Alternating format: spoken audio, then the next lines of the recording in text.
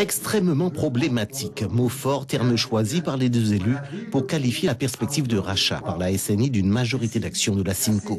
Le président de la CTG et le maire de Kourou alors de mettre en avant, je cite, les difficultés que ne manquerait pas de soulever la prise de participation majoritaire de la SNI au capital de nos SIDOM, à savoir inquiétude du personnel de ces sociétés ainsi que du côté des élus guyanais, lesquels se trouveraient alors privés de leur marge de manœuvre en termes de politique de logement et de maîtrise de la commande publique. Incompréhensible et inacceptable, les autres termes forts utilisés par Rodolphe Alexandre et François Ringuet, cette fois pour qualifier la démarche de la SNI, d'autant ajoutent ces deux élus que la situation financière de la Simco serait plus que satisfaisante, voire florissante. De ce fait, dans un courrier adressé à la ministre des Outre-mer, Annick Girardin, le maire de Kourou et le président de la CTG demandent ni plus ni moins une cession des parts de l'État et du CNES dans le capital de la Simco à la CTG et à la ville de Kourou, et ce à hauteur de 3%. Cession qui devrait permettre aux deux collectivités locales, avec 51% du capital, d'en devenir actionnaires majoritaires